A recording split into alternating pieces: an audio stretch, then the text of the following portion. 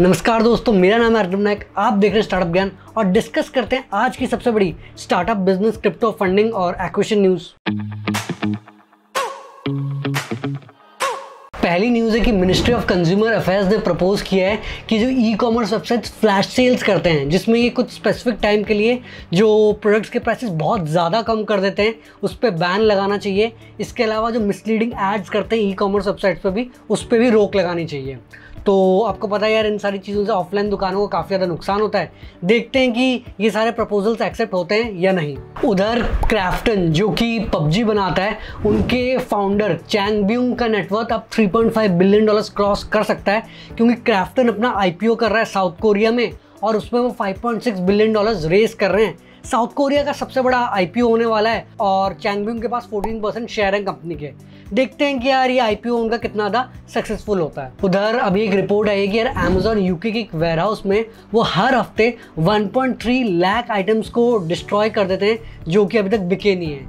और ये कुछ छोटे मोटे आइटम्स नहीं है, इसमें आपके MacBook, smart TV, iPad, jewellery, hair dryers, ये सारी चीज़ें हैं। तो भैया अगर इतनी सारी चीज़ें बच जाती है तो गरीबों में बांट देना चाहिए ना। अब शायद इन्वेस्टिगेशन होगी, तब पता चलेगा कि भैया इतना ज़्यादा डिस्ट्रक्शन वो क्यों कर रहे हैं। इधर हमारा सेंसेक्स रुकने का नाम नहीं ले रही है। ट्यूसडे को पहली बार सेंसेक्स ने 53,000 पॉइंट्स क्रॉस किया, निफ्टी ने 15,850 पॉइंट्स क्रॉस किया। ये इसलिए हुआ क्योंकि यार मंडे को इंडिया में 86 लाख वैक्सीन डोजेस लगे हैं। तो जिन्होंने स्टॉक मार्केट में इन्वेस्ट किया उनके तो अच्छे दिन आ ही गए हैं। और मैंने भी कल पहली बार एक पेड स्मॉल केस लिया है। अगर आप जानना चाहते हैं कि मैं कौन से स्मॉल केसेस और म्यूचुअल फंड्स और स्टॉक्स में इन्वेस्ट करता हूँ, आप हमारा ज्वाइन बटन में मेंबर बन सकते हैं। एक और जो काफ़ी ख़राब खबर आई है वो ये है कि यार US में एक बच्चे की डेथ हो गई है और उसके फैमिली ने इस चीज़ के लिए टिकटॉक को ब्लेम किया है, क्योंकि उनका कहना है कि यार उस बच्चे ने टिकटॉक पे कुछ स्ट्रैंगुलेशन चैलेंज के वीडियो देखे थे और उसको फॉलो करते करते उनकी डेथ हो गई है। तो आपको पता होगा कि यार पहले ब्लू व्हेल चैलेंज आया था, जिससे कि काफ़ी बच्चों की डेथ हुई थी। तो इस प्रॉब्लम को कैसे सॉल्व करेंगे ये देखना पड़ेगा गवर्नमेंट को, कंपनीज को और फैमिलीज को भी। बट ये यार एक सोशल मीडिया का काफ़ी एक नेगेटिव साइड है, जिससे हमें बच के रहना चाहिए। उधर पेट्रोल और डीजल का प्राइस तो यार रुकने का नाम नहीं ले रहा है। May 4 के बाद अब 28th टाइम इन सब का हाइक हुआ है। दिल्ली में अब पेट्रोल का प्राइस पर लीटर 97.5 रुपीज़ हो गया है, डीजल का प्राइस 88.23 रुपीज़ हो गया है और मुंबई में तो यार पेट्रोल का प्राइस 100 रुपये क्रॉस कर ही चुका है। तो आपको क्या लगता है कि फाइनली क्या दिल्ली में भी 100 रुपये टच करेगा पेट्रोल का प्राइस? कमेंट्स में ज़रूर बताना। उधर अब हमारी एयरटेल ना पीछे नहीं झुकने वाली है जियो से। उन्होंने एक स्ट्रेटेजिक पार्टनरशिप कर ली है टाटा ग्रुप से, ताकि वो दोनों मिलके इंडिजिनस 5G सोल्यूशंस इंडिया में लेके आएंगे। पहले बताया जा रहा था कि यार सबसे पहले रिलायंस इंडिया में 5G लेके आएगा, बट एक्चुअल में एयरटेल पहला टेलीकॉम सर्विस प्रोवाइडर बन गया इंडिया का, जिन्होंने हैदराबाद में अपनी 5G सर्विसेज लाइव डेमोन्स्ट्रेट करके दिखाया है।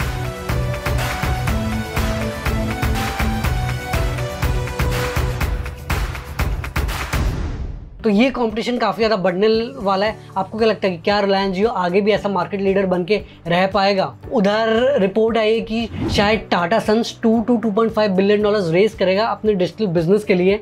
आपको पता है कि यार टाटा के डिजिटल ग्रुप ने क्योरफेट, 1mg, बताया जा रहा है डेंजो में भी इन्वेस्ट करेगा।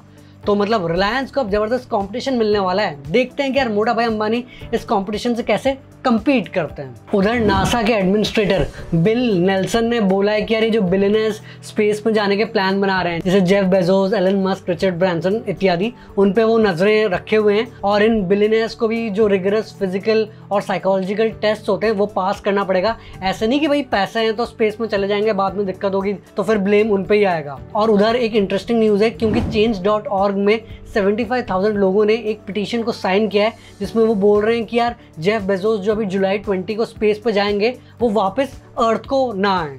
तो भैया दुनिया में कुछ भी चल रहा होता है। और एक और जो पॉजिटिव न्यूज़ आई है वो ये कि एक रिपोर्ट के अनुसार 2025 तक इंडिया में 150 यूनिकॉर्न्स हो जाएंगे।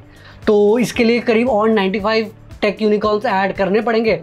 बट मुझे लगता है कि यार ये 2023 या 2024 तक ही हो जाएगा, क्योंकि यार अब तो लिटरली हर 1-2 हफ्ते में एक नया नया यूनिकॉर्न आ रहा है। यार देखते हैं यार हमारा स्टार्टअप इकोसिस्टम आगे कितनी तेजी से ग्रो करता है। पर अब हम थोड़ा क्रिप्टो न्यूज़ डिस्कस कर लेते हैं। तो भैया क्रिप्टो में भी क्या ही न्यूज़ है, सैड न्यूज़ ही है। बिटकॉइन गिरे जा रहा है, ऑलमोस्ट $31,000 तक पहुँच गया है। ये इसलिए हुआ है क्योंकि रिपोर्ट है कि चाइना ने क्रिप्टो माइनिंग भी बैन कर दिया है।